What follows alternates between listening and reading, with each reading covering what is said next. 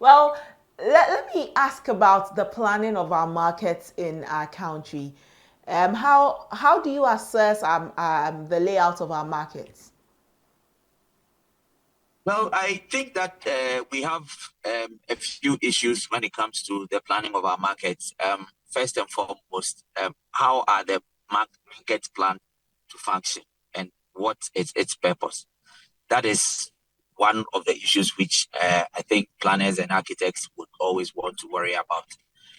Are they convenient? Is it reachable by the ordinary person and a few other things?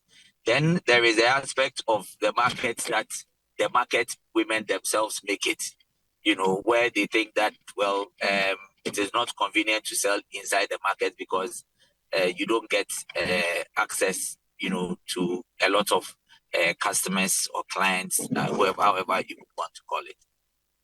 And so then they decide that they want to move onto the sidewalks and move into taking parts of roads and all of that. So those are issues which we can discuss thoroughly without getting too technical. Okay, well, we would like for the conversation to also benefit all of our viewers, and so yes, we're grateful for that.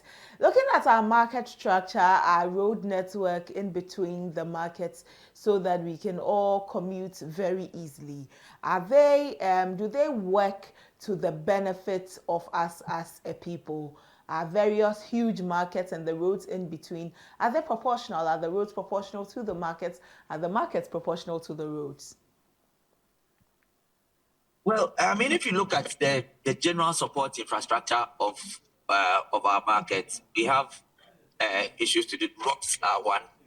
Access to other infrastructure, the structures themselves, how are they designed in such a way that it serves the purpose? The other thing too has to do with things like water supply. What makes the market clean and make the food stuff also clean is also one other issue. The adequacy depends on how many people go there, and then whether we have structured, we have designed the market to fit, to be fit for purpose. Okay. As far as we are concerned, many of our markets have not been designed, properly. A lot of the markets actually spring up spontaneously, but we have some good case studies to look at. Okay. The Canadian market, for instance, is a very good example of a market that has been that was designed in the 80s, that has endured the test of time. The part of Makola market expansion that was also done in the 90s also has stood quite the test of time, and infrastructure-wise, it works. However, if we pick some other markets, Malata market, or even some of the peripheral, suburban markets, like, how we converted the trade fair, Smith's Road market. Realize that, it's sprawling, it is embedded in some residential area, and it almost becomes a nuisance to the community. But if we want to have a support system that would make a market work, you need to look at the whole of the value chain. Okay. How does goods get into the market? Technically, we call it bulk breaking. So if, for instance, we have yam coming in, how does the market? How would they come? How are they going to offload it? Do we have a good enough place for large trucks to come and turn and be able to offload? And then when we offload, we even have support warehouses that would help us in terms of storage before we get to the point of sorting and retailing. And then, for instance, how do we dispose of waste also at that same point? That is one of the critical things that we need to do. Now, what kinds of storage we have after the bulk breaking? We have the dry storage, yam and garden eggs and all of those things. But we also need bulk storage for cold storage system. So how do we have cold storage system? Is the government investing in a cold store system, or are we allowing private sector to invest in the cold storage system? So those are some of the structures that we need to look at. Okay. Then when we look at the interface, where would the retailers go? And this is where we need to be able to look at what is the psyche of the people who are selling. The psyche of the people who are selling basically is to be able to have a certain set of display of their goods and wares. Mm-hmm. So that is where sometimes the indiscipline comes in.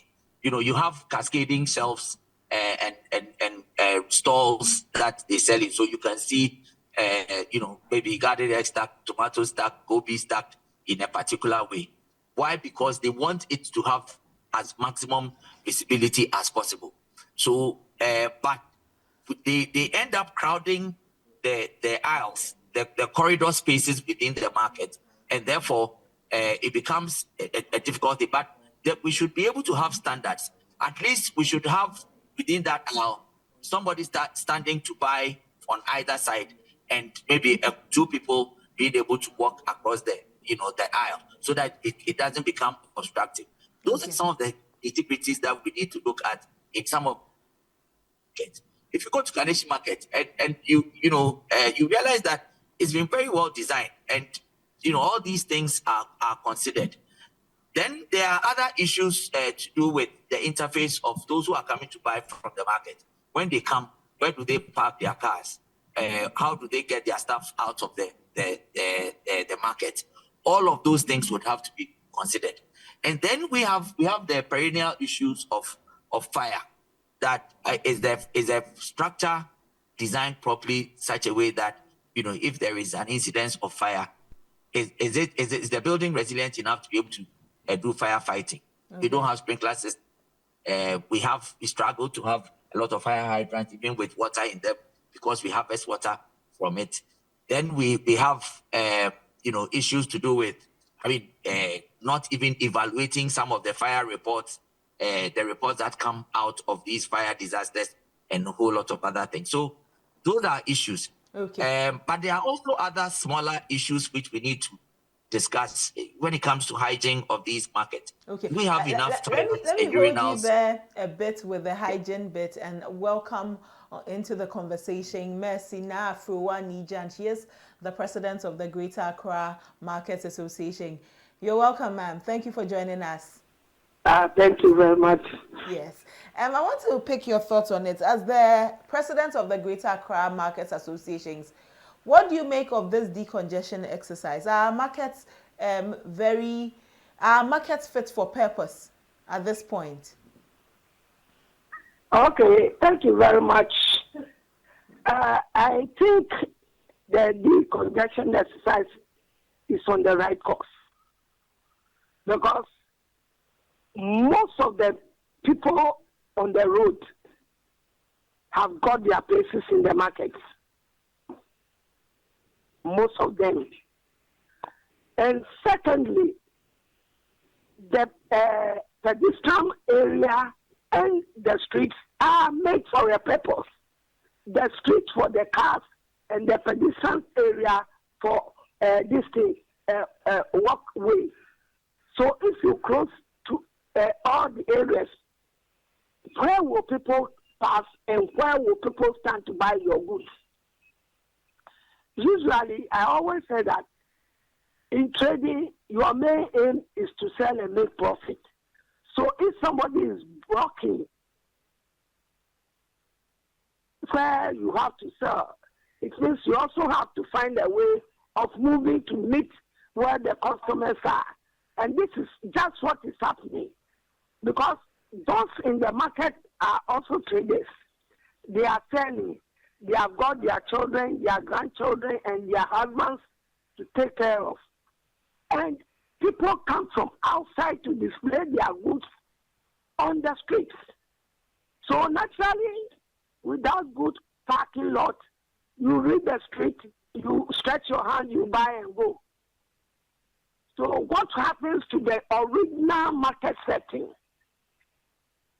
It means nobody will be coming to the market, and at the end of the day, those in the market will be crying.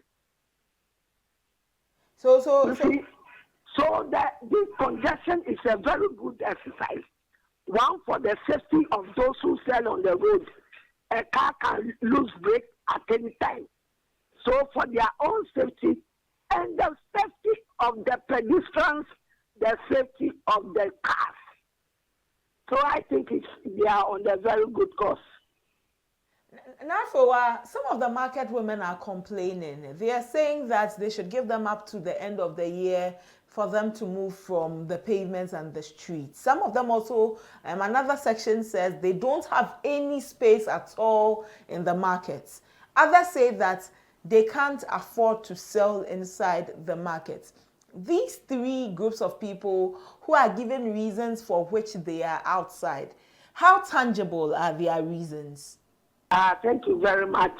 These reasons are reasons from time immemorial. They were complaining there's no place for them to sell, and there was a place built in Agbogbosi. They used that place to become a hostel. Still, they came to the street. When there's a decongestion, they started complaining, and a market was built purposely at Circle for them. So they left the market, came to the streets. If we say we are going to listen to their cries, it means every year the government has to find a place to build a new market. Because as some people go to the new market, others come. And it will interest you to know that those who are on the street now, majority of them are not even from Greater Accra region. They come from other regions to do their businesses, and they go away. They leave their rubbish, everything for Greater Accra. So there is a market everywhere. Presently, if you go to Osu Market, empty. If you go to Circle Market, empty. If you come to Mokola, it's only the outside that people are selling. I'm in the at Mokola selling inside the market. And even during Xmas time, you come to the market and it seems like it's a holiday because everybody is doing business outside the market and the market is empty. So there are reasons we have listened and heard a lot. And if we are going to follow the same format, it means Accra will never be decongested. So please, let's start from somewhere and end somewhere. Okay. Let me tell you something. If tomorrow the MD, the mayor says any market, any shop that is closed inside the market is going to reallocate, you'll be surprised. The number of people who rush from outside to come inside quickly to open their shop because they have turned the place into a wholesale. They just bring the goods into the market, lock the shop in the morning, they come and collect the goods and go outside to sell. After closing, then they bring it to the market. Please, the markets were built purposely for trading business, not the streets or the pavement. So our brothers and sisters outside on the street and pavement should bear with us so that we all go to the market to do business. And I think formally we were doing business in the market and everything was going on well. Now, for a while, let me ask what really is in our major markets like Mokola that gives everyone who sells the appetite to come there. You have mentioned markets that are virtually empty. There's nobody selling in there. However, you get onto the streets of Mokola and it is choked. One whole lane, everybody on the streets or on the pavements, everybody is selling the same product. The major markets in our countries are so choked. What really is there that gives the appetite to sellers to abandon markets that have been built across the country only to come to these few to sell at? One is greediness. Because I'm saying greediness because some of the sellers outside have got their places inside. The second thing is lack of supervision. If the authorities are supervising the streets, they have their task force and they are supervising the streets, give proper demarcation, I think nobody will come and say outside. But now Accra, especially the central business area, has become a no man's land. You see these foreigners with their trucks loaded with goods like a store. And that cannot happen in their countries. How can you go, you don't get store, you go and get table, you just buy truck and buy goods, put it on the truck and be pushing everywhere, wherever you reach and you feel you will pack, then you pack and do business. It is never done anywhere. So there must be proper supervision. Apart from the supervision, there must be proper education for the sellers to go inside. And the education should go to both the customers and the sellers. Because if there's a rule that if you are a customer, you buy something from outside the market, you are penalized. They will stop buying and get into the market. Please, those of us in the market are suffering. Suffering. It seems as if the markets now are dying out. Because everybody is trying to come out of the market and do their business. What I'm saying is, dear brothers and sisters, they must do the correct thing so that we, the market executives, will support them. There are hawkers and there are traders. If you are a hawker, you come to the market, you carry your goods, go around. When somebody stops you, you just get down, say to the person, and start talking. But if they say they are hawkers and you come to around the market and you see some people with glass doors, glass tables, how can a container with glass doors become a hawking place? Let me ask you this question before I move back to the president of the Institute of Architects. Are the markets functional? Are they fit for purpose? Some complain that there are no toilets in the markets. The markets are not built to cater well for the market people. Is that true? Are your markets okay or they are not? The markets are well planned. Formally, there is even a space for a car to pass through the whole Mokola because they left that place. It's because of some of the ex-traders are being stubborn and we are just blocking those. But the lanes are made for a purpose. Also, there is no market without a toilet because the toilet is itself is business. And people doing their own private work, authority ones. So we have facilities. If we are talking of the market without facilities, what about those thousands of people outside? What facility do they have? So they make the place so untidy, they make the place so smelly because everything they have to do, they have to end it up in the village. So please, encourage the people those who are placing into the market to go into the market so that if even at all the authorities are going to make petitions, they should know the number of people that actually don't have the space.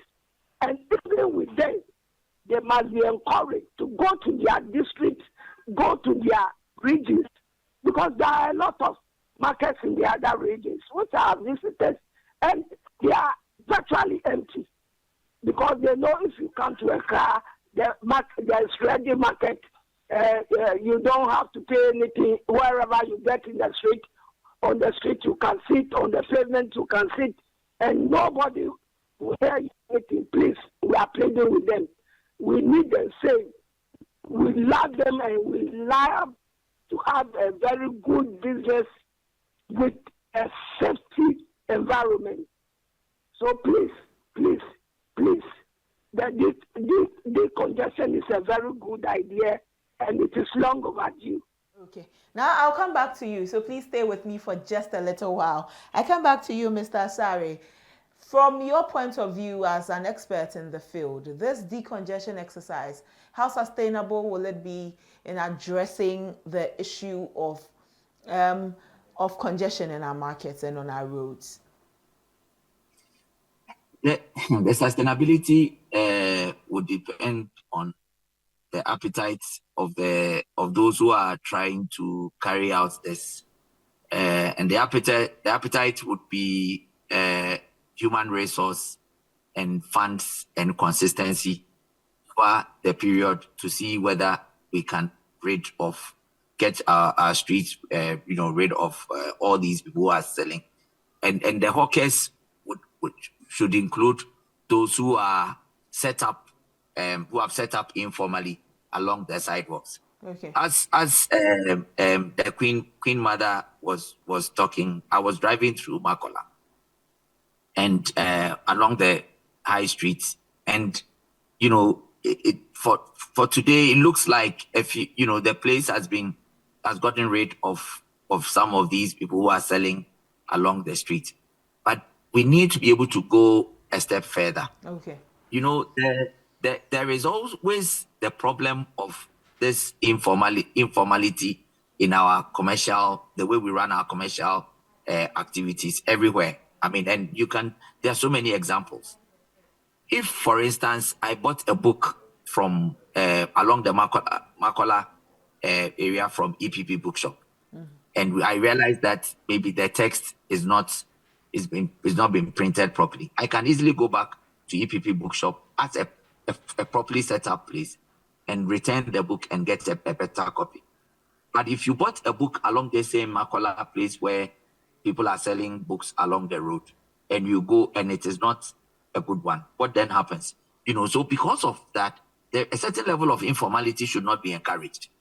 It is, but you always get all these, traders who want to sort of benefit from properly structured places. Look at what is happening to the Accra Mall. Accra Mall was set up to be a very maybe mid-end shopping center with food courts and all of that. Now the whole place is full of people selling shoes, secondhand clothing. They are on the lawns. They've taken part of the walkways. There are food stalls there. People selling kekewache and all of those places. They've started moving onto the bridge, the overhead walkways. So it makes it very difficult for the assemblies to keep up. I don't know how many staff that they can commit, how many of their, in terms of logistics, cars and all that they can commit to this exercise. But it is something which we need to be able to encourage and get government to be able to push. People should not just get up from anywhere and come and decide that they want to sell. Can you imagine that? I mean, look at even the spaces in front of ECG, the Absa Bank around Makola. Those places, we have all sorts of things, people selling in front of those places. So it's unhealthy, it is unsightly. If you really want to see the kind of infrastructure that's been done, the walkways and all of that, when it rains and all these guys run into various places, the whole place is bare. I have photographs that I've taken of the city center without these hawkers and makeshift shops that we have along our roads. We need to be able to encourage and monitor what the work that the assembly and the regional minister is doing. Okay. And I think that it is important that we congratulate them, at least for taking the step. Let's see what happens. All right. We've seen this happen over the years. I'm saying that this is just the way of the mayor announcing his presence, that I have come. There's a new sheriff in town, and so you need to get in line. And so many are not too optimistic about it. And so we're also hoping that it is not a 9-day wonder. The mayor himself has said that it is something that will be persistent. But let me come back to the building of these places. You go to Accra, Makola, and you look at the Rawlings park in there.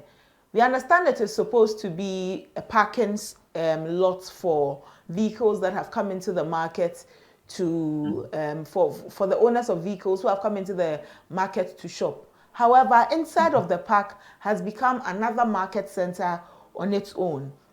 Vehicles don't have enough space to park at. You look at the overhead bridges that have been built. Atomic Overhead Bridge is a recently built one. It's not too old.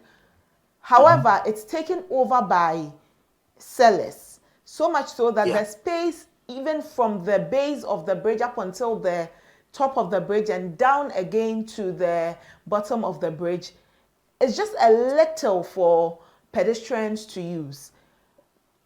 Wasn't the AMA there to see when people started creeping onto these places to set up shop? The parking lots, the overhead bridges and all, aren't the AMA and those in authority briefed by the engineers and architects when you are done with your work to that effect? Well, I mean, when a project is handed over to whoever tasked you to develop it, point it is for it is for the users and the owners to determine the best use of that particular facility. Okay. So these things become a problem when the assemblies are not able to make sure that the place is properly reserved for for some of these things. And what you try not to encourage is when somebody just comes and says that, well, I'm selling some toffees there, or I'm selling something small. You get rid of the person, so that the next person will not come and sell secondhand T-shirts, and then somebody will come and set up or some kind of maybe selling corn, roasted corn, just selling roasted corn. I have to fend for myself, to be able to get the assembly. I mean, if we are draconian a bit in terms of enforcement of the use of our public spaces, after a while, those who are recalcitrant will stop coming. It's as simple as that. But the consistency again is the problem, and then also the societal pressures. Look, when these things start, the first thing that you realize is that it is politicized. And I heard some of the conversations, some statements from some of the market women that, we voted for you to come to power and a whole lot of other things. Look, this country should not encourage that kind of politicization of trivial issues. If NDC comes to make sure that nobody sells in the streets, we don't have, Okada stations springing up, trotro stations springing up, having food stores springing up, and they create all sorts of mess. If MPP doesn't encourage it and NDC doesn't encourage it, it will then become something that will be entrenched. Okay. And that is the kind of direction that we need to encourage everybody to go. I expect that the parties in opposition would endorse what is being done so that the issue is not politicized. And that is the direction that I think journalists should start pushing. In this whole thing, Hello, Mr. Asare. Any conversations between between journalists and previous city managers? I think we should do that. And when we get the endorsement, or if when these things are being done, we get the opposition coming to support it, that we all don't want you there, then we know that we are making a headway. Okay. So that is one level. The second level, it would be to appeal to our chiefs and our traditional leaders. Everybody goes to speak to the chief. The moment the chief talks to you that, look, let my people do something here and there, straight away we have a problem. I expect that before the city managers would start this, they will go and speak to the chiefs and get their endorsement as well. When all those things are done, and then we can enforce our bylaws in the city. Okay. So that when you sell in the city, you should be fined. Okay. Then Well, when you are being, Mr. you Osu, find one. let me hold you there just a minute. Perpetual Loforia Koto is a communications member of the National Road Safety Authority. We'll take Perpetual. You're welcome. Thank you. Yeah. Thank you. But before I take your thoughts, Mr. Sorry, let me hold you there too. Let's take a 30-second break. We will be back soon and continue the conversation.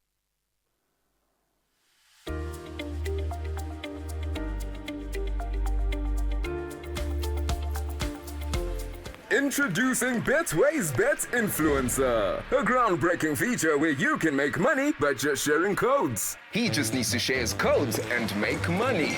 The more his codes are used, the more money he makes.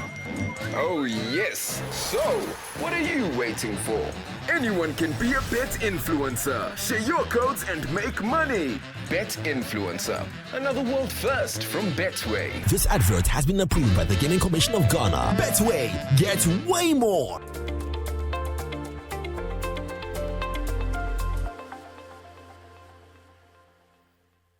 Well, you're still watching us here on ABC News GH. This is ABC in the morning. We're still looking at the decongestion exercise happening in the country. Perpetual Loforia Koto is a communications member for the National Road Safety Authority. Anthony Asare is the president of the Ghana Institute of Architects. Mr. Asare, I'll come back to you and for you to continue with your submission about interacting with the chiefs and opinion leaders so that when the authorities undertake efforts like this, their actions also don't undermine them. But let me come to you, Perpetual. As a member of the National Road Safety Authority, from your outfit, how important is this kind of exercise that is being conducted by the mayor of Accra? Okay, thank you very much, Ophelia, for this opportunity. I would like to commend your station for giving us time to promote road safety this morning. If we can have all the media houses in Ghana doing this for at least 30 minutes every day, 1,011 people would have died from January to April, wouldn't have died, would have lived to provide for their respective families. Anyway, thank you. As the National Road Safety Authority, we have a mandate to reduce road traffic casualties, and we do this in consultation with other stakeholders, key stakeholders like the assemblies, like the police, and others. This exercise, we see it as a response to a call to action by the authority, and also an awakening call on the part of our stakeholders.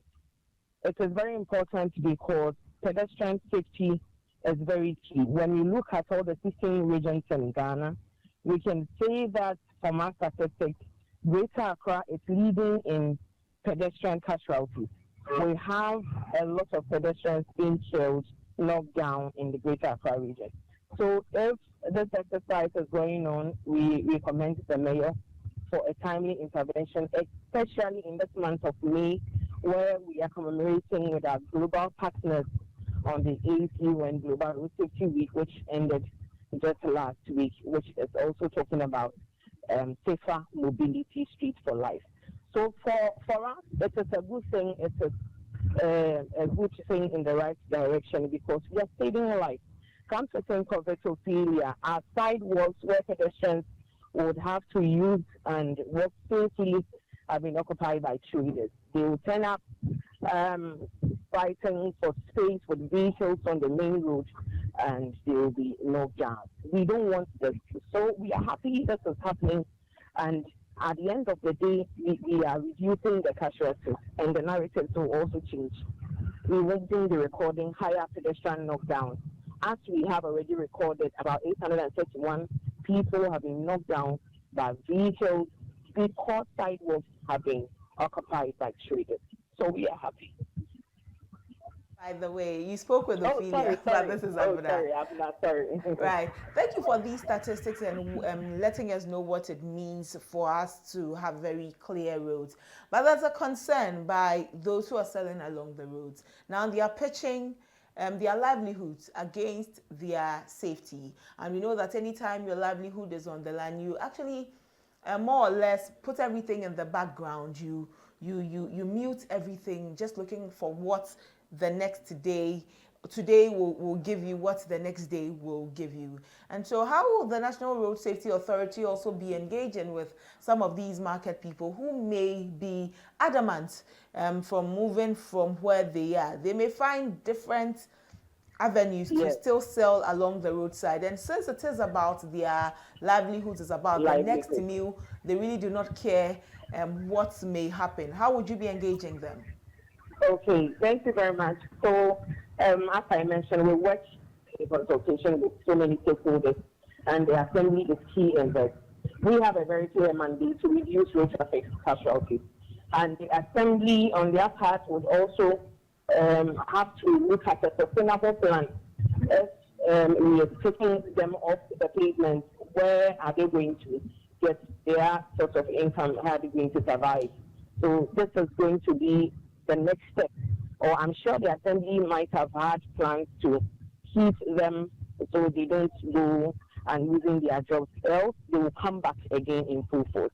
We do not want anybody to lose or a livelihood because of this. So it is plus and minus. We want to save life, and at the same time, we don't want anybody to lose a source of livelihood. So we will continue to engage the assembly to see how best they can sustain them, keep them somewhere to continue their businesses. So we are not losing sight of the fact that they need to survive. Okay, let me go back to Tony Asare, pick his final thoughts on the conversation, and then I'll come back. Okay, here we have lost contact with Mr. Asare. When we do establish contact, we'll pick his thoughts. But Professor, let me ask you this: we are in the rainy season. We are at the peak of the season. Also, our roads are dark, and so in the evenings, visibility is poor. And we know that there are many Ghanaian drivers who sometimes are quite reckless on the roads, speeding and all. And so away from the decongestion exercise, what are some of the actions that the National Road Safety Authority are taking in this period, very specific to this period where it's raining incessantly, the rains are really strong, our roads are getting flooded, visibility is poor and all? What are you doing to enhance enhance our movement on our roads, also in engaging the drivers and other road users? Okay, thank you very much, Abna. I would say that once again, our key stakeholders, when we talk about traffic lights, visibility on the road, we are talking about the Assembly, the Energy Commission, we are talking about the Department of Urban Roads. And all these stakeholders, we have a good relationship with them. We are in discussion with them how best we can speed up to make our routes visible enough. So that is the behind discussion going on. That sometimes it doesn't get to the public because these are ongoing discussions. Some may have genuine constraints, some may have everything ready, but use one or two. The action may delay. So definitely it's a major concern to the National Road Safety Authority. And we hope that very soon we'll see some good interventions in that area. When you talk about interacting with the drivers, I would say we have about 16 regional offices in Ghana, where we go to our terminals every day to let them understand the hazards on the road. So if you're a driver, you need to identify the hazards on the road. This season, you need to also know that these are the season. So you drive accordingly, you adapt the route and the route nature. You don't also drive to kill yourself or endanger the lives of others. So we are letting them understand the consequences of their driving behavior in the midst of all that we find ourselves in. Abna, we are in it together. If I am sitting in a car, I am not tagged that I work with the National Road Safety Authority, so I can be exempted. It is a serious constraint that we are working behind the scenes to get our route safer for all of us. Thank you so much, Petro. We're most grateful for your time this morning. We look forward to having more engagements with you. All right, thank you. I appreciate that. Have a good day. Professor Olufori-Akoto is a communications member on the National Road Safety Authority. Let me go back to the president of the Ghana Institute of Architects and take his final thoughts on this conversation. What are the long-term plans that we can employ in making our markets more spacious for our market people and getting people off the road so that in the next few months, in the next few years, when we enter our markets, we can go to the markets and in the next 30 minutes, we are back home. Well, the long-term plans would all be determined by how we talk about what we desire our spaces to be. I'm saying that we need to continue with our advocacy to make sure that we get what we desire in our public spaces. So that should be the first one. The second thing has to do with government being able to have budgetary allocations to be able to resource our assemblies and our agencies that are responsible for these things. That is the third. The third point that is be able to train our staff to be able to do adequate enforcement of the laws. Okay. And then also if we have laws and we are not penalizing enough, then recalcitrance would fester. So I think at least this should be the initial direction that we need to go. But I would really want to emphasize on the issues of bipartisan support and using our cultural and traditional leaders to be able to partner with agencies to make sure that these things are done properly. We don't have a choice. Ghana has to get better. Thank you. Okay, we don't have a choice. Ghana has to get better. We're most grateful for your time.